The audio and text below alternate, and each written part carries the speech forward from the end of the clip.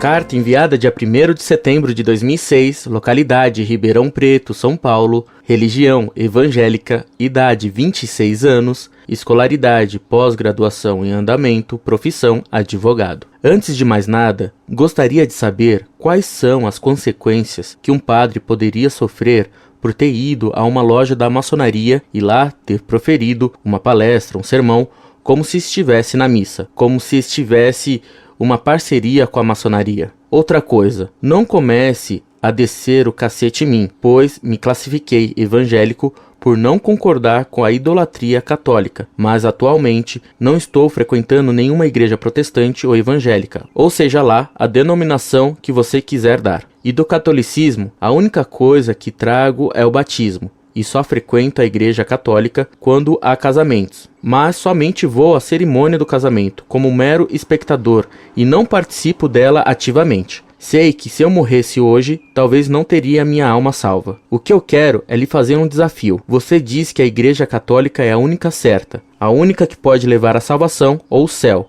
a um lugar bom. Então me diga onde na Bíblia, pode ser a católica ou a protestante, está escrito a palavra igreja católica ou a palavra católica. Se me mostrar, viro padre agora e abandono minha carreira, meu dinheiro e tudo que poderia ter no futuro. Mas eu quero que você me mostre onde está escrita a palavra católica ou católico. Não quero sinônimos ou outras coisas mais. E mais, se temos que respeitar Maria ou fazer orações a ela para que ela interceda por nós, por que os apóstolos da Bíblia, São Pedro, por exemplo, não passaram a comportar-se naquela época como os católicos se comportam hoje? Ou seja, por que os apóstolos, os demais personagens bíblicos seguintes, Saulo, conhecido como Paulo, daquela época, não fizeram imagens da Maria ou de santos, e por que os apóstolos não faziam orações a Maria, já que Maria é tão importante para você? E não adianta ficar fazendo crítica como se você fosse o rei da verdade, pois pelas respostas que vocês dão, vocês sempre sabem tudo, conhecem tudo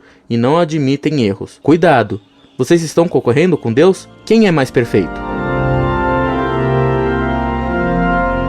Muito prezado doutor, salve Maria. Antes de tudo, e para lhe mostrar deferência, respondo a sua primeira pergunta. Um padre que vai a uma loja maçônica, aderindo de qualquer forma a essa seita secreta, incorre em excomunhão. Mais ainda, quero lhe prestar homenagem de respeito por reconhecer o senhor que, e do catolicismo, a única coisa que trago é o batismo e só frequento a igreja católica quando há casamentos. Mas somente vou à cerimônia do casamento como mero espectador e não participo dela ativamente. Sei que se eu morresse hoje, talvez, não teria minha alma salva. Portanto, o senhor confessa que teme por sua salvação. Já é alguma coisa. Pois saiba que rezarei pela salvação de sua alma e que o senhor pode contar comigo se aceitar qualquer ajuda minha. O senhor deve conhecer bem a situação de certos advogados que, tendo que defender réus contra os quais pesam provas esmagadoras de sua culpa, são obrigados, por dever de ofício, a apelar para sofismas a fim de cumprir o dever de defender o indefensável. Pois foi esta a ideia que me veio ao ler sua missiva. O senhor, não tendo como defender e justificar as heresias protestantes, recorre a um sofisma ao me desafiar escrevendo-me. O que quero é lhe fazer um desafio. Você diz que a Igreja Católica é a única certa, a única que pode levar à salvação ou céu, a um lugar bom. Então me diga, onde na Bíblia, pode ser a católica ou a protestante, está escrito a palavra Igreja Católica ou palavra católica. Se me mostrar, viro padre agora e abandono minha carreira, meu dinheiro e tudo o que poderia ter no futuro. Mas eu quero que você me mostre onde está escrita a palavra católica ou católico. Não quero sinônimos ou outras coisas mais. Mesmo que lhe prove o seu erro, dispenso antecipadamente de ficar padre. Para ser padre é preciso ter vocação, e o senhor, evidentemente, não tem, nem a pode ter enquanto for herege. Pergunto-lhe, onde, nas Sagradas Escrituras, se manda todo mundo ler a Bíblia? Onde se permite a qualquer um dar uma interpretação pessoal da Sagrada Escritura? Isso não existe na Bíblia. Existe o contrário. São Pedro, em uma epístola, diz que a ninguém é dado dar uma interpretação pessoal da Escritura. Entretanto, os protestantes dizem que todos devem ler a Bíblia e que cada um pode interpretá-la livremente, porque ao lê-la seriam todos inspirados por Deus.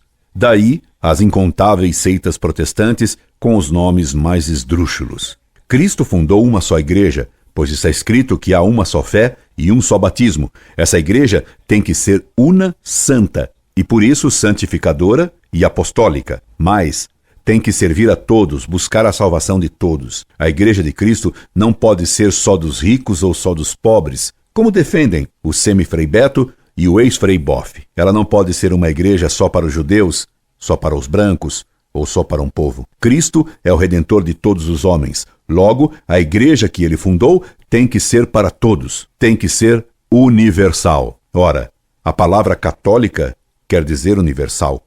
Assim como você, protestante, usa o termo Bíblia para designar as Sagradas Escrituras, usamos o termo católica para qualificar a primeira nota da igreja. A igreja é para todos. A igreja de Cristo é católica, tem que ser católica. Mas, antecipadamente, você recusa minha explicação, pois me diz: não quero sinônimos ou outras coisas mais. Você me exige explicação e recusa a explicação. Então, fique com a Bíblia, mas não com as Sagradas Escrituras, pois você não admite sinônimos. Quanto a Nossa Senhora e aos apóstolos, os Atos dos Apóstolos dizem: todos eles perseveraram unanimemente em oração com as mulheres, e com Maria, mãe de Jesus, e com os irmãos dele.